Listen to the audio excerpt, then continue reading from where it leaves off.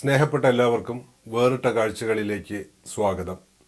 Russian നാടകാചാര്യൻ Konstantin സ്റ്റാനിസ്ലാവ്സ്കി അന്തരിച്ചിട്ട് ഏതാണ്ട് 8 പതിറ്റാണ്ടായെങ്കിലും അദ്ദേഹത്തിൻ്റെ അഭിനയ സിദ്ധാന്തങ്ങൾ ലോകമാകമാനമുള്ള തിയേറ്റർ പ്രവർത്തകരിൽ ചെലുത്തിക്കൊണ്ടിരിക്കുന്ന സ്വാധീനം വർദ്ധിച്ചു വരികയാണ്.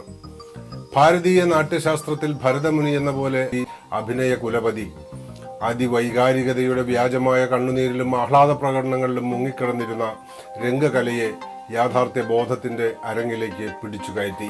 അതോടെ അമേരിക്ക ഉൾപ്പെടെയുള്ള നാടുകളിൽ നാടകത്തിന്റെ രൂപവും ഭാവവും പാടെ മാറി.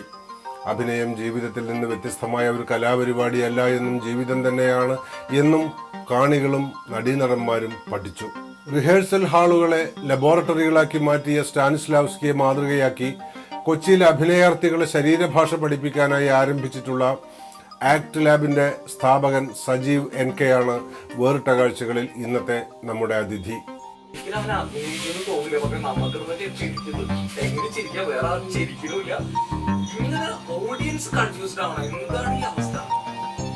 ഞാനൊരു 8 വർഷത്തെ നിരന്തരമായിട്ടുള്ള അഭിനയ പരിശീലന പ്രോഗ്രാമിലൂടെ കടന്നു പോയിട്ടുണ്ട്. അപ്പോൾ അതിനുശേഷം പിന്നീട് നാടകവും ഒക്കെ ആയിട്ട് നിരന്തരം ഇന്ത്യയിൽ മുഴുവൻ പല സ്ഥലങ്ങളിൽ നമ്മൾ പല ഗ്രൂപ്പുകളുമായിട്ടും സംവിധായകരുമായിട്ടും ഒക്കെ തന്നെ നമ്മൾ വർക്ക് ചെയ്തു, ഒരുമിച്ച് ഇൻട്രാക്ഷൻ വർക്കുകൾ നടത്തി. അപ്പോൾ അതിൻ്റെ ഭാഗമായിട്ട് ഞാൻ ഈ 8 വർഷത്തിലൂടെ കടന്നു പോകുന്ന എൻ്റെ എക്സ്പീരിയൻസസ് ഷെയർ ചെയ്യാനായിട്ടുള്ള പല വേദികളും എനിക്ക് കിട്ടുകയുണ്ടായി. പൂനെ ഫിലിം ഇൻസ്റ്റിറ്റ്യൂട്ടിൽ 2005 മുതൽ പൂനെ ഫിലിം ഇൻസ്റ്റിറ്റ്യൂട്ടിൽ ഒരു ഗസ്റ്റ് ഫാക്കൽറ്റി ആയിട്ട് ചേരാനായിട്ട് സാധിച്ചു. അപ്പോൾ അങ്ങനെ ഒരു ഇന്ത്യയിലെ പല ഭാഗങ്ങളിലുള്ള വ്യത്യസ്തരായിട്ടുള്ള യുവാക്കളുമായിട്ടും പുതിയ ആക്ടേഴ്സുമായിട്ടും നമുക്ക് ഇൻട്രാക്ട് ചെയ്യാൻ സാധിച്ചതിലൂടെ എനിക്ക് തോന്നി കേരളത്തിൽ അത്തരം ഒരു സാധ്യത നമുക്ക് ആക്ടിങ്ങിന് മാത്രമായിട്ടുള്ള ഒരു സ്ഥാപനം ഉണ്ടാക്കിയെടുക്കണം എന്നുള്ളൊരു ആഗ്രഹം അതിലൂടെ ഉണ്ടായി. അങ്ങനെയാണ് ആദ്യം തൃശ്ശൂരിൽ വെച്ചിട്ട് 2009 വെച്ചിട്ടാണ് 9 നമ്മൾ ആദ്യമായിട്ട് act lab actors training laboratory എന്നുള്ള പേരിൽ നമ്മൾ ആദ്യമായിട്ട് തൃശ്ശൂരിൽ വെച്ചിട്ട് ഒരു PGയിൽ വെച്ചിട്ട് ഒരു വർക്ക്ഷോപ്പ് സ്റ്റാർട്ട് ചെയ്തത്. അതായിരുന്നു ആക്ട് ലാബിന്റെ തുടക്കം.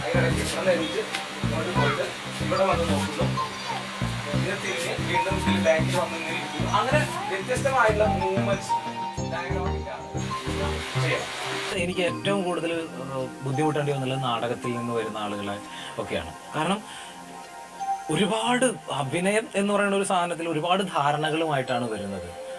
ഓവർ എക്സാജറേറ്റഡ് ആക്ടിങ്, വലിയ മോഡുലേഷൻസ് ഒന്നും ഒട്ടും തന്നെ ഇല്ലാതെ ഒരേ പാറ്റേണിൽ ഡയലോഗ്സ് കൊടുക്കുന്ന രീതികൾ, ഉറക്കെ പറയുക എന്നുള്ളത് മാത്രം ലക്ഷ്യമാക്കി വയ്ക്കുന്ന ആക്ടേഴ്സ്.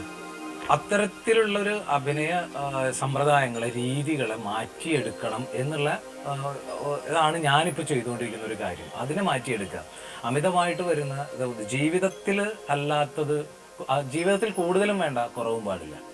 ഈ ഒരു അവസ്ഥയിൽ ബീയിങ് എന്നുള്ളൊരു സ്റ്റേറ്റിൽ ഒരു ആക്ടർ എത്തിച്ചേരുക, ഇതിലേക്ക് എത്തിക്കാനുള്ള ഒരു പ്രോസസ്സാണ് ഞാനിവിടെ ആക്ട് ലാബിൽ ഇപ്പോൾ ഒരുക്കിക്കൊണ്ടിരിക്കുന്നത്. പൂർണ്ണമായിട്ടും യഥാർത്ഥമായിട്ടും റിയലിസ്റ്റിക് ആയിട്ടുള്ള ഒരു ആക്ടിങ് സിസ്റ്റത്തെ മാത്രം കൊണ്ടുവരാനുള്ള ശ്രമമാണ് നമ്മൾ ആക്ട് ലാബിൽ നടത്തുന്നത് എന്ന് വിചാരിച്ച് മറ്റ് അഭിനയ സിസ്റ്റങ്ങളൊന്നും തന്നെ തെറ്റാണ് എന്നുള്ള അഭിപ്രായം എനിക്കില്ല. അതിൽ സത്യസന്ധത ഉണ്ടെങ്കിൽ അതെല്ലാം നല്ലതാണ് എന്ന് തന്നെയാണ് ഞാൻ പറയാം. പക്ഷെ ആ സത്യസന്ധത അഭിനയത്തിൽ കാണാൻ കഴിയുമോ, ഒരു ജീവിതം കാണാനായിട്ട് നമുക്ക് കഴിയുന്നുണ്ടോ, അവിടെ സാധിക്കും, അവിടെ വിജയമുണ്ട് എന്ന് ഞാൻ കരുതുന്നത്. ആക്ടിങ് മാത്രമല്ല, എല്ലാത്തരം നമ്മുടെ എന്താ പറയുക, ശാരീരികമായിട്ടും നമ്മുടെ മാനസികമായിട്ടും നമ്മൾ വളരെയധികം മുന്നോട്ട് പോകും. അതായത് കളരി ആയാലും യോഗ, അങ്ങനെയുള്ള ഓരോരോ കാര്യങ്ങൾ നമ്മൾ വിചാരിക്കാത്ത ഒരുപാട് കാര്യങ്ങളാണ് ആക്ട് ലാബ് എന്ന ഇൻസ്റ്റിറ്റ്യൂട്ടിൽ വന്നിട്ട് എന്നെ സംബന്ധിച്ചിടത്തോളം എനിക്ക് പഠിക്കാൻ കഴിഞ്ഞിട്ടുള്ളത്. ശരി, മിസ് ഇവിടെ നിന്ന് വന്നിട്ട് ഇതിലെ വരുന്നു, ഇവിടെ വരുന്നത് ഇവിടെ വെക്കുന്നു, വെച്ച് തിരിച്ചു പോകുമ്പോൾ തൃശൂർ ജില്ലയിലെ തൃപ്രയാറിനടുത്ത് പഴുവിൽ നമ്പിയത്ത് കൃഷ്ണൻകുട്ടിയുടെയും വിലാസിനിയുടെയും മകൻ സജീവ് അഭിനയത്തിന്റെ ആന്തരാർത്ഥങ്ങൾ വിശകലനം ചെയ്യാനാണ് ഈ പരിശോധനാലയം ആരംഭിച്ചത്. കാക്കനാട്ട് വാഴക്കാലയിൽ പ്രവർത്തിക്കുന്ന തന്റെ കളരിയിലേക്ക് ആർക്കും പ്രവേശനമുണ്ട്. അഭിനയശേഷി ഉണ്ടായിരിക്കുക എന്നത് ഒരു മാനദണ്ഡമേ അല്ല. സജീവിന്റെ ലാബിൽ വരുന്നവരുടെ മനസ്സിൽ അഭിനയത്തെപ്പറ്റി എന്തെങ്കിലും ധാരണകളുണ്ടെങ്കിൽ അതെല്ലാം പുറത്തെടുത്തു കളയലാണ് നടപടിക്രമങ്ങളിൽ ആദ്യത്തേത്. പിന്നെ സഹവാസത്തിലൂടെ, പരസ്പര വിമർശനത്തിലൂടെ, മെയ്യഭ്യാസങ്ങളിലൂടെ ഓരോരുത്തരിലുള്ള നടിയെയും നടനെയും സ്വമേധയാ പുറത്തു ചാടിക്കുന്നു.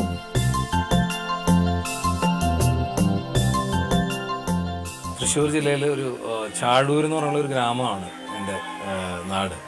അവിടേക്ക് സ്കൂൾ ഓഫ് ഡ്രാമയിൽ നിന്ന് TV ബാലകൃഷ്ണൻ എന്ന് പറയുന്ന ഒരു സംവിധായകൻ വരികയും ഒരു കുട്ടികളുടെ നാടകം ചെയ്യാനായിട്ട് ആക്ടേഴ്സിനെ സെലക്ട് ചെയ്തുകൊണ്ടിരിക്കുകയായിരുന്നു. അപ്പോൾ അതിൽ ഞാനും വരികയും എന്നെ അതിൽ ഒരു മന്ത്രിയായിട്ട് തിരഞ്ഞെടുക്കുകയും ജില്ലാ തലത്തിൽ നടന്നൊരു മത്സരത്തിൽ അതിലെ ആ മന്ത്രിക്ക് ബെസ്റ്റ് ആക്ടർ കിട്ടി. അതോടുകൂടി എൻ്റെ ഉള്ളിൽ ഇതൊരു സാധ്യതയുണ്ടല്ലോ എനിക്ക് എന്നൊക്കെയുള്ളൊരു ആദ്യമായിട്ട് പുറത്ത് കളിക്കുന്ന ഒരു നാടകമായിരുന്നു. അല്ലെങ്കിൽ നമ്മുടെ ആ ചെറിയ ഒരു സ്ഥലത്ത് മാത്രം കളിക്കും, വലിയ വേദിയിൽ മാളയിലായിരുന്നു അന്ന് നടന്നിരുന്ന ഒരു മത്സരം. അതിൽ ബെസ്റ്റ് ആക്ടർ കിട്ടി. അതിനുശേഷം പിന്നെ അത് ഏറ്റവും വലിയൊരു ആഗ്രഹമായി മാറി. ഇനിയും അഭിനയിക്കണം എന്നുള്ളൊരു ആഗ്രഹം അങ്ങനെയാണ് ഉണ്ടായി വന്നത്. 10ാം ക്ലാസ്സിൽ പഠിക്കുന്ന സമയത്ത് കുഞ്ഞുണ്ണി മാഷ് സർട്ടിഫിക്കറ്റ് വിതരണത്തിന് വരികയും ഒരു 10 പ്രോഗ്രാംസിൽ നിരന്തരം അദ്ദേഹം 1ാം സ്ഥാനത്തിന് വിളിക്കുകയും അതെല്ലാം ഞാൻ ഓരോ തവണയും എൻ്റെ പേര് തന്നെ വിളിക്കുമ്പോൾ ഞാൻ തിരിച്ചു ചെല്ലുകയും. അപ്പം കുഞ്ഞുണ്ണി മാഷ് എന്നെ കെട്ടിപ്പിടിച്ചുകൊണ്ട് പറഞ്ഞു, എന്തായാലും നീ ആകാശം നോക്കി വളരണം കേട്ടോ. ആകാശം കണ്ടില്ലേ, ഈ ആകാശത്തേക്ക് ഒരു ദിവസം കുറച്ച് സമയമെങ്കിലും നോക്കിയിരിക്കും, വളരും, ഇനിയും വളരും എന്ന് പറഞ്ഞു. എന്തോ ഒരു വലിയ, ഇപ്പോഴും എന്നെ സംബന്ധിച്ചിടത്തോളം ഏറ്റവും വലിയ ഒരു അനുഗ്രഹമായിട്ട് എനിക്കത് തോന്നുന്നുണ്ട്. പിന്നെ നമുക്ക് ഒരിക്കലും പുറകിലേക്ക് തിരിഞ്ഞു നോക്കാൻ തോന്നിയിട്ടില്ല. ഇത് തന്നെയാണ് എൻ്റെ ജീവിതത്തിൽ, ഇത്തരം കല തന്നെയാണ് എന്നെ നയിക്കുക. ജീവിതത്തിൽ ഞാൻ ഇഷ്ടപ്പെടുന്നത് ഇത് തന്നെയാണ് എന്നുള്ളൊരു നിശ്ചയമായിട്ടുള്ളൊരു തീരുമാനം എടുക്കാൻ എനിക്ക് അവിടെ തന്നെയാണ് കഴിഞ്ഞത്. പിന്നെ സ്കൂൾ നാടകങ്ങളിലും കോളേജിൽ വന്ന് ക്യാമ്പസ് തിയേറ്റർ പ്രവർത്തനങ്ങളും, നാട്യ ശ്രീനാരായണ കോളേജിലാണ് ഞാൻ പഠിച്ചത്. അപ്പോൾ ആ സമയത്ത് ക്യാമ്പസ് തിയേറ്റർ പ്രവർത്തനങ്ങളിലും ഒക്കെ സജീവമായി നിന്നു. ഒരുപാട് തെരുവ് നാടകങ്ങൾ TV ബാലകൃഷ്ണനും പ്രേംപ്രസാദും ഒക്കെ ചെയ്തിട്ടുള്ള നിരവധി തെരുവ് നാടകങ്ങളിൽ അഭിനയിച്ചു. അവിടെ നിന്നാണ് പിന്നെ ബാലകൃഷ്ണൻ തന്നെയാണ് എന്നോട് പറയുന്നത്, അഭിനയം മാത്രം നിനക്ക് പഠിക്കാൻ ഒരു സ്ഥലമുണ്ട്, അവിടേക്ക് വരാൻ തയ്യാറുണ്ടോ എന്ന് ചോദിച്ചു. അങ്ങനെ ഞാൻ അവിടേക്ക് എത്തിപ്പെടുകയാണ് ചെയ്തത്. അത് ഗുരുവായൂരിൽ KC മാനവേന്ദ്രനാഥിൻ്റെ ശിക്ഷണത്തിലായിരുന്നു ഞാൻ അവിടെ പിന്നെ പഠിക്കാൻ ചെയ്യുന്നത്. അദ്ദേഹം ലോകത്തെ ഒട്ടുമിക്ക അഭിനയ സമ്പ്രദായങ്ങളിലൂടെയും കടന്നുപോയിട്ടുള്ള ഒരു മനുഷ്യനാണ്. അപ്പം അദ്ദേഹത്തിൻ്റെ ഒരു ട്രെയിനിങ് മെത്തഡോളജിയിലൂടെ കടന്നു പോകാൻ കഴിഞ്ഞതാണ് എൻ്റെ ഒരു ഭാഗ്യം. അപ്പോൾ അതിൻ്റെ ഭാഗമായിട്ട് ഞങ്ങൾ 4 മണിക്ക് രാവിലെ എണീക്കുകയും കണ്ണ് സാധകം, അതിനുശേഷം കഥകളിയുടെ എക്സസൈസുകൾ, അവിടെ നിന്ന് കളരിപ്പായിട്ട് പഠിക്കാൻ പോകുന്നു, ചാവക്കാട് വല്ലപ്പെട്ട കളരി സംഘത്തിൽ കളരി പഠിക്കാൻ, സംഗീതം, കർണാട്ടിക് മ്യൂസിക് ശാസ്ത്രീയമായിട്ട് പഠിക്കുക, അതുപോലെ തന്നെ കൂടിയാട്ടം, മോഡേൺ തിയേറ്റർ എക്സസൈസുകൾ. അപ്പോൾ ഈ ഒരു നമ്മുടെ ട്രഡീഷണൽ ആയിട്ടുള്ള പരമ്പരാഗതമായിട്ടുള്ള കലാരൂപങ്ങളിൽ നിന്ന് ഊർജ്ജം ഉൾക്കൊണ്ടുകൊണ്ടുള്ള ഒരു പുതിയ നടനെ ഉൽപ്പാദിപ്പിക്കുക എന്നുള്ളതായിരുന്നു അദ്ദേഹത്തിൻ്റെ ഒരു ലക്ഷ്യം. ആ ലക്ഷ്യത്തിലൂടെ നമ്മൾ ആയിരുന്നു അതിൻ്റെ ഒരു ട്രെയിനിങ്ങിലൂടെ കടന്നുപോയ ആളുകൾ. അപ്പോൾ അതിലൂടെ കടന്നു പോകാൻ കഴിഞ്ഞു. 2 വർഷം കണ്ടിന്യൂസ്ലി റിഗറസ് ട്രെയിനിങ് 2 വർഷം അതിലൂടെ എനിക്ക് ലഭിച്ചു. ഈ പറയുന്ന സാധനം വളരെ സോഫ്റ്റ് ആയി പോയി. നാടകം ഇവിടെ കളിക്കപ്പെടുന്നുണ്ട്, ഒരുപാട് നാടകങ്ങൾ കളിക്കപ്പെടുന്നുണ്ട്. പ്രത്യേകിച്ചും മലയാളത്തിലൊക്കെ നടക്കുന്ന നാടക അവതരണങ്ങളിൽ ആക്ടേഴ്സിൻ്റെ ഒരു രീതി, അഭിനയത്തിൻ്റെ രീതി എനിക്ക് ഒട്ടും എവിടെയോ എന്നെ അത് ടച്ച് ചെയ്യുന്നില്ല എന്നുള്ളൊരു തോന്നലായിരുന്നു എപ്പോഴും ഉണ്ടായിരുന്നത്. വളരെ സ്റ്റൈലൈസേഷൻ പോലും ട്രൂത്ത്ഫുൾ അല്ലാത്ത രീതിയിലുള്ള സ്റ്റൈലൈസ്ഡ് ആക്ടിങ്. നാടകത്തിൽ സ്റ്റൈലൈസേഷൻ ആവാം, മുഴുവൻ റിയലിസം മാത്രമല്ല ആവശ്യപ്പെടുന്നത്, പക്ഷേ ഈവൻ ആ സ്റ്റൈലൈസേഷൻ പോലും ട്രൂത്ത്ഫുൾ ആയിരിക്കണം എന്ന് വിചാരിക്കുന്ന ആളാണ് ഞാൻ. അതുപോലും വളരെ മെക്കാനിക്കലായിട്ടുള്ള യാന്ത്രികമായ അവതരണ രീതികളായിരുന്നു അഭിനയത്തിൽ നിലനിന്നിട്ടുണ്ടായിരുന്നത്. അപ്പോൾ അതിൽ ഒരു ശരിക്കും മനസ്സുമെടുത്ത് അത്തരം ഓരോ നാടകങ്ങളിൽ ചെന്ന് അഭിനയിക്കുമ്പോഴും നമ്മൾ എന്താണോ ആഗ്രഹിക്കുന്നത് അതല്ലാതെ അഭിനയിക്കേണ്ടി വരുന്നു നാടകങ്ങളിൽ എന്ന് പറയുമ്പോൾ എന്നെ സംബന്ധിച്ചിടത്തോളം അത് വല്ലാത്തൊരു ദുഃഖമായിരുന്നു. ഇതല്ല, ഈ ഒരു സാധ്യതയെ മാറ്റണം, അരങ്ങിൽ നിന്ന് അഭിനയത്തിൻ്റെ ശൈലിയെ മാറ്റണം എന്ന് ഓരോ നാടകം കഴിയുമ്പോഴും എന്തല്ല അഭിനയം എന്ന് ഞാൻ ഇങ്ങനെ അറിഞ്ഞുകൊണ്ടിരിക്കുകയായിരുന്നു.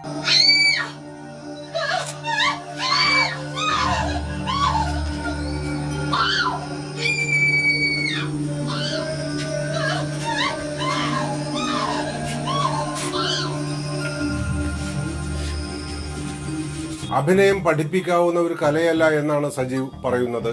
സാമൂഹ്യ ജീവിയായി വളർത്തപ്പെടുന്നതിനിടയ്ക്ക് ബാല്യകൗമാരങ്ങളിൽ നിർബന്ധമായും ആർജിക്കേണ്ടി വരുന്ന സംസ്കാരത്തിന്റെ തോട് പൊട്ടിച്ച് ജന്മനാ ലഭിച്ച സ്വാതന്ത്ര്യത്തിന്റെ ചിറകുകൾ തിരിച്ചു പിടിക്കാനാണ് ആക്ട് ലാബ് പരിശീലിപ്പിക്കുന്നത്.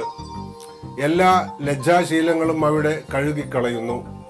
കാൽപന്തുകളി മുതൽ കളരിപ്പയറ്റ് വരെയുള്ള അഭ്യാസങ്ങൾ നടീനടന്മാരുടെ ശരീരത്തെ വഴക്കിയെടുക്കുന്നത് എങ്ങനെയെന്നും പഠിതാക്കൾ മനസ്സിലാക്കുന്നു. ആക്ട് ലാബിൽ പഠിച്ചവർ അഭിനയിച്ച കമ്മട്ടിപ്പാടം, കലി, ആക്ഷൻ ഹീറോ ബിജു, ABCD തുടങ്ങിയ ചലച്ചിത്രങ്ങളുടെ സംവിധായകർ സജീവിന്റെ പരിശീലന പാഠവത്തിന് സാക്ഷ്യം പറയുന്നു. അവരുടെ വീട് എവിടെയാണെന്ന് കണ്ടുപിടിച്ചു അവരുടെ വീടിന് തീ കൊടുത്താലോ? ഞാൻ ഒരു അഭിനേതാവാൻ തീരുമാനിച്ചതും അതിനോടുള്ള ഇഷ്ടം ഉടലെടുത്തതും ഒരിക്കലും ഒരു ഫിലോസഫി, നമുക്ക് ഒരു ദർശനം നമ്മുടെ ഉള്ളിൽ ഉണ്ടായതുകൊണ്ടല്ല അത് അങ്ങനെ ആരംഭിച്ചത്. പക്ഷേ ശരിക്കും അഭിനയ പരിശീലനമാണ് എന്നെ എൻ്റേതായിട്ടുള്ള ഒരു ദർശനത്തിലേക്ക് എത്താൻ ഒരുപാട് സഹായിച്ചത്. അഭിനയ പരിശീലനമാണ്. കാരണം എനിക്ക് എന്നെ കാണാൻ കഴിയുക എന്നുള്ളതാണ് ഏറ്റവും വലിയ കാര്യമായിട്ട് എനിക്ക് തോന്നുന്നത്. ഒരു അഭിനേതാവിന് എപ്പോഴും നടക്കുന്നത് ആ ഒരു അവസ്ഥയാണെന്നാണ് ഞാൻ മനസ്സിലാക്കിയിട്ടുള്ളത്. ഒരേ സമയം മറ്റൊരു കഥാപാത്രമാവുകയും അതേസമയം താൻ ഈ നടനാണ്, നടിയാണ് എന്നുള്ള അറിവുണ്ടാവുകയും ചെയ്യുന്നു. ഇതാണ് ഇതിലെ ഏറ്റവും വലിയ സാധ്യത എന്ന് പറയുന്നത്. ഒരേ സമയം ഞാൻ ഈ നടനാണ് എന്ന് അറിയുമ്പോൾ തന്നെ അതിനപ്പുറത്തേക്ക് ഈ കഥാപാത്രത്തിൻ്റെ മാനസികമായ തലങ്ങളിലേക്കും ശാരീരികമായ തലങ്ങളിലേക്കും കടന്നു ചെല്ലാനുള്ള ഒരു സാധ്യത അത് നിലനിൽക്കുന്ന ഒരു നടനിലാണ്. അതുകൊണ്ടാണ് ഇത് ലോകത്തിലെ അതിമനോഹരമായ ഒരു പ്രൊഫഷനാണ് അഭിനയം എന്ന് പറയാനും കാരണം. പക്ഷെ സ്വാഭാവികമായിട്ടും നമ്മളെ ആളുകൾ എല്ലാവരും അഭിനയിക്കാൻ എല്ലാവർക്കും പറ്റും എന്നുള്ള ധാരണയാണ്. എല്ലാവർക്കും അഭിനയിക്കാൻ പറ്റും. ഇതെല്ലാവരും പഠിച്ചിട്ടാണോ അഭിനയിക്കുന്നത്? എല്ലാവർക്കും അല്ലെങ്കിൽ അഭിനയം പഠിക്കേണ്ടതുണ്ടോ എന്നുള്ളതാണ്. അതിന് വളരെ കൃത്യമായിട്ടുള്ള ഒരു റീസൺ ഉണ്ട്. അങ്ങനെ മനുഷ്യർക്ക് അത് തോന്നാൻ കൃത്യമായ റീസൺ ഉണ്ട്. കാരണം എല്ലാ മനുഷ്യരിലും അഭിനയിക്കാനുള്ള അത് ജന്മസിദ്ധമായ കഴിവുണ്ട്. എനിക്ക് ഒരിക്കലും തോന്നുന്നില്ല, ഞാൻ ഒരിക്കലും പറയില്ല ബോൺ ആക്ടറാണെന്നും മറ്റാൾ മെത്തേഡ് ആക്ടറാണ് എന്നും ഒക്കെ ഉള്ളതിന് ഒരിക്കലും ഞാൻ വിശ്വസിക്കുന്നില്ല. അതിൽ എല്ലാവരും ബോൺ ആക്ടേഴ്സാണ്. അപ്പോൾ പിന്നെ എന്തിനാണ് അഭിനയം പഠിപ്പിക്കുന്നത്? എന്താണ് പഠിക്കാനുള്ളത്? പക്ഷെ 10 വയസ്സിനുള്ളിൽ നമ്മൾക്ക് കിട്ടുന്ന ധാരണകൾ ചെറുതല്ല, അരുതുകൾ ചെറുതല്ല. അത് ചെയ്യരുത്, ഇത് ചെയ്യരുത്, അങ്ങനെ വളരാവൂ, ഇങ്ങനെയാണ് വളരേണ്ടത് എന്ന് നമ്മളെ പറഞ്ഞു തരുന്നതിലൂടെ നമ്മളെ പറഞ്ഞ് ഈ കാഴ്ചപ്പാടിലുണ്ടാക്കുന്ന ഒരു വളരെ ഒരു ഭാഗത്തെ മാത്രം അറിയാനുള്ള രീതിയിലുള്ള ഒരു കാഴ്ചപ്പാട് നമുക്ക് തരുന്നതിലൂടെ നമുക്ക് മറ്റ് കഴിവുകളൊക്കെ നഷ്ടപ്പെട്ട് പോവുകയാണ്.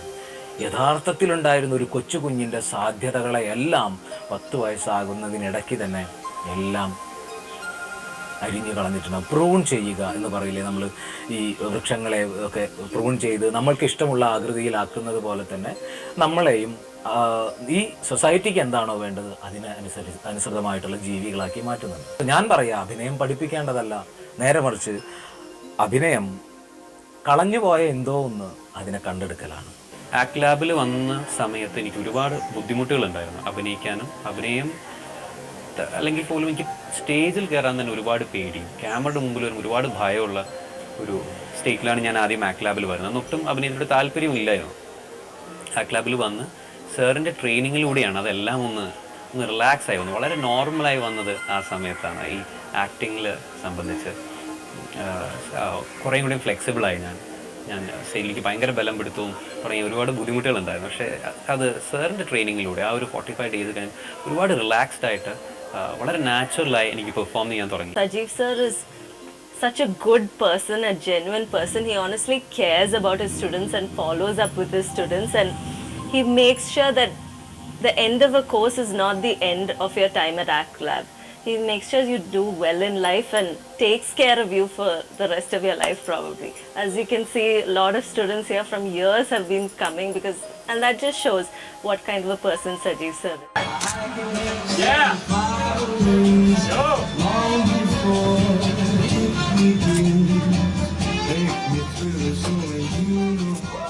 നാട്ടിക കോളേജിൽ ക്യാമ്പസ് തിയേറ്റർ ആരംഭിച്ചുകൊണ്ട് 17ാമത്തെ വയസ്സിൽ തുടങ്ങിയ നാടക പ്രവർത്തനം സജീവിനെ രാജ്യത്താകമാനം അറിയപ്പെടുന്ന അഭിനയ ഗുരുവായി വളർത്തിയിരിക്കുന്നു. Pune film institute, Mumbai whistling woods international, Zee institute of media arts, മീററ്റിലെ Indian film and television institute എന്നിങ്ങനെ വിഖ്യാതമായ കലാ പഠന കേന്ദ്രങ്ങളിലെല്ലാം സജീവ സാന്നിധ്യമാണ് ഈ മലയാളി അധ്യാപകൻ. സ്റ്റാനിസ്ലാവ്സ്കിക്ക് സ്വയം ശിഷ്യപ്പെട്ട് അനുഭവിച്ച് അഭിനയിക്കുക എന്ന സിദ്ധാന്തം പ്രാവർത്തികമാക്കുകയാണ് സജീവ് ഏറ്റെടുത്തിട്ടുള്ള ജീവിത ദൗത്യം.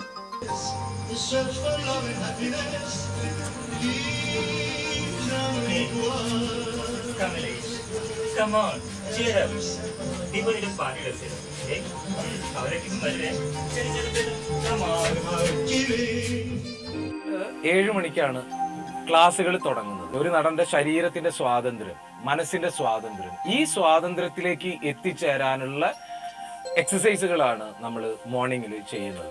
അപ്പം ഈ ബ്രേക്കിംഗ് ദ ബ്ലോക്സ് എന്ന് പറയുന്ന സെഷൻ ഉണ്ട്.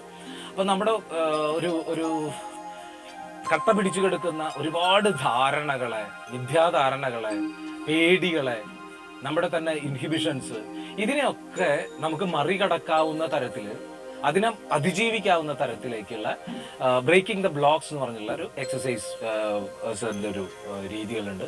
അതിലൂടെ നമ്മൾ കടന്നു പോകുന്നു. ഇതിന് ശേഷമൊക്കെ ഞങ്ങൾക്ക് മറ്റൊരു സെഷൻ കൂടിയുണ്ട്, ഹോട്ട് സീറ്റ് എന്ന് പറഞ്ഞൊരു സെഷൻ ഉണ്ട്. ആ ഹോട്ട് സീറ്റിൽ അത് വറച്ചട്ടിയാണ്. അതിൽ വന്നിരിക്കുമ്പോൾ എല്ലാവരും ഉരുകും.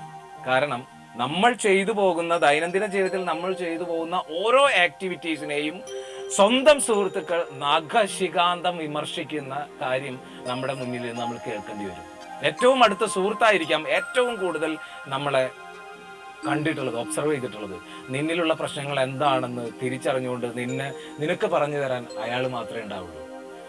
അപ്പോൾ ഏറ്റവും അടുത്ത സൗഹൃദങ്ങൾക്കുള്ളിൽ നിന്നുകൊണ്ടുള്ള വിമർശനത്തിനൊരു സാധ്യത അതുണ്ടാക്കുന്നുണ്ട്. അതിനുശേഷം വീണ്ടും നമ്മൾ ഒരു 11:30 കൂടിയിട്ട് നെക്സ്റ്റ് സെഷൻ നമ്മൾ സ്റ്റാർട്ട് ചെയ്യും. അത് ടൈമിംഗ്, റിതം, ഇമാജിനേഷൻ, ഈ രീതിയിലുള്ള എക്സസൈസസ് തന്നെയാണ്. അതിൻ്റെ ഓരോ എക്സസൈസ് കഴിഞ്ഞാലും അത് എന്തുകൊണ്ട് ചെയ്യുന്നു, ഇനി അതെങ്ങനെയാണ് ബെറ്റർ ചെയ്യേണ്ടത് എന്നുള്ള കാര്യത്തിലേക്കാണ് വീണ്ടും കൊടുക്കുന്നത്. സമയക്കുറവ് അതിനുണ്ട്. നമുക്ക് ആകെ 2 മാസത്തെ ഒരു സമയപരിധിയാണ് നമുക്കുള്ളത്. മൂന്നാമത് നമ്മൾ പെർഫോമൻസിലാണ്. ഉച്ചയ്ക്ക് ശേഷം വരുന്ന സെഷൻ അതൊരു 4 മണിയോടുകൂടി നമ്മൾ സ്റ്റാർട്ട് ചെയ്യും. അത് സ്റ്റാർട്ട് ചെയ്യുന്നത് ചെറിയ സീൻ വർക്കുകൾ, അതുപോലെ ഇംപ്രവൈസേഷൻസ്. സ്പോണ്ടാനിയസ് ആയിട്ട് ഒരു പ്രത്യേക സാഹചര്യത്തിൽ നിങ്ങൾ എങ്ങനെ പെരുമാറും, ഈ സാഹചര്യത്തിൽ നിങ്ങളായിരുന്നെങ്കിൽ എങ്ങനെ പെരുമാറാൻ സാധ്യതയുണ്ട് എന്നുള്ളതിലേക്ക് വെളിച്ചം വീശുന്ന തരത്തിലാണ് ഇംപ്രവൈസേഷൻ വർക്കുകൾ നമ്മൾ ചെയ്യുന്നത്. അതുപോലെ വലിയ സീൻ വർക്കുകളിലേക്കും ഡയലോഗ് വർക്കുകളിലേക്കും അതിൻ്റെ മോഡുലേഷൻസും അങ്ങനെ വലിയ സീനുകളിലേക്ക് എത്തിക്കൊണ്ട് പതിയെ ക്യാമറയുടെ മുന്നിൽ നിന്നുകൊണ്ട് എക്സസൈസുകളിലേക്ക് പോകുന്നു. ഇവിടുത്തെ ഫൈനൽ വർക്ക് എന്ന് പറയുന്നത് ഒരു 2 മണിക്കൂറോളം ലെങ്തി ആയിട്ടുള്ള ഒരു പെർഫോമൻസ്, വളരെ റിയലിസ്റ്റിക് ആയിട്ടുള്ള ഒരു പെർഫോമൻസ് ലൈവ് ഓഡിയൻസിന്റെ മുന്നിൽ നമ്മൾ കാണിക്കുക എന്നുള്ളതാണ് അവസാനത്തെ ഈ 2ാമത്തെ മാസം അവസാനിക്കുന്നതിൽ ഫൈനൽ പ്രൊഡക്ഷൻ ആയിട്ട് നമ്മൾ ചെയ്യുന്നത്. ഞാൻ പിന്നെ വിളിക്കാം. എന്നെ മറക്കാതെ വിളിക്കണേ. ബൈ.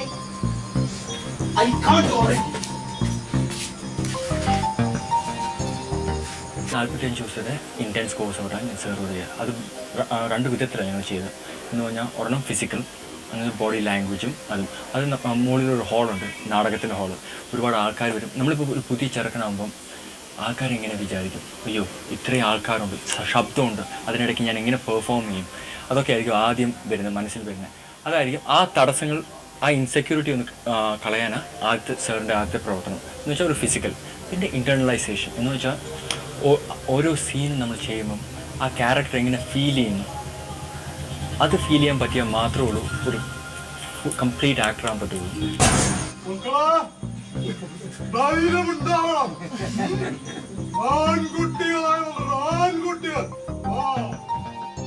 ചലച്ചിത്ര ലോകത്തെ മായക്കാഴ്ചകളിൽ തിളങ്ങാമെന്ന മോഹവുമായാണ് ഭൂരിഭാഗം പേരും സജീവിന്റെ ലബോറട്ടറിയിൽ എത്തുന്നത്. 2 മാസത്തെ റെസിഡൻഷ്യൽ ഇൻറ്റൻസീവ് ആക്ടിംഗ്, 8 മാസം നീണ്ടു നിൽക്കുന്ന ഞായറാഴ്ച ക്ലാസുകൾ, 3 ദിവസം വീതമുള്ള ആക്ടിംഗ് വർക്ക്ഷോപ്പുകൾ എന്നിങ്ങനെ 3 തരം കോഴ്സുകളുണ്ട്.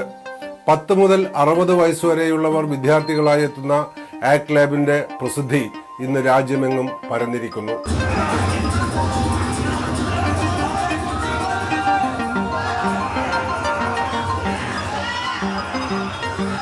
സ്വപ്നങ്ങൾ കണ്ടുകൊണ്ടിരിക്കുക എന്നുള്ളതായിരുന്നില്ല എൻ്റെ ജീവിതം. അഭിനയിക്കാൻ ഇഷ്ടം ഉരുത്തിരിഞ്ഞു. അതുമുതൽ എൻ്റെ ഇഷ്ടം ഇതാണെന്ന് തിരിച്ചറിയുകയും അതിലേക്കുള്ള പ്രവർത്തനം മാത്രമാണ് ചെയ്തിട്ടുള്ളത്. അല്ലാതെ സ്വപ്നങ്ങൾ ഇങ്ങനെ കണ്ടിരിക്കുന്ന, വെറുതെ സ്വപ്നങ്ങൾ കണ്ട് മയങ്ങുന്ന ഒരു തലമുറ അല്ല ഉണ്ടാകേണ്ടതെന്ന് തന്നെയാണ് എൻ്റെ അഭിപ്രായം. പണിയെടുക്കണം, അധ്വാനിക്കണം. അതിന് ഏതറ്റം വരെയാണോ നിങ്ങൾക്ക് ചെയ്യാനുള്ളത്, നിങ്ങളുടെ പൂർണ്ണമായിട്ടുള്ള ഊർജം അതിലേക്ക് കൊടുക്കണം. നമുക്ക് എല്ലാം തന്നിട്ടുണ്ട് ഈ പ്രകൃതി. ഈ പ്രകൃതിക്ക് ഞാൻ എന്ത് തിരിച്ചു കൊടുക്കുന്നു എന്ന് ഞാൻ ആലോചിക്കാറുള്ളൂ. ആ തിരിച്ചു കൊടുക്കുന്നത് എൻ്റെ ക്രിയേറ്റിവിറ്റിയാണ്. എനിക്കത് മാത്രമേ തിരിച്ചു കൊടുക്കാനുള്ളൂ, അല്ലാതെ ഈ പ്രകൃതിക്ക് മറ്റൊന്നും ആവശ്യമില്ല. അപ്പോൾ എന്നാൽ കഴിയുന്ന എൻ്റെ ഒരു ക്രിയേറ്റീവായിട്ടുള്ള ഒരു പ്രവർത്തനം, ഒരു പക്ഷേ ഇവിടെ എന്തെങ്കിലും തരത്തിലുള്ള ഒരു നന്മയുടെ ഒരു വിത്ത് എവിടെയെങ്കിലും പാകുന്നുണ്ടെങ്കിൽ അതാണ് ഏറ്റവും വലിയ സന്തോഷം എന്നെ സംബന്ധിച്ചിടത്തോളം. ഇവിടെയുണ്ടു ഞാനെന്നറിയിക്കുവാൻ മധുരമാമൊരു കൂവൽ മാത്രം മതി. ഇവിടെയുണ്ടായിരുന്നു ഞാനെന്നതിന് ഒരു വെറും തൂവൽ താഴെയിട്ടാൽ മതി.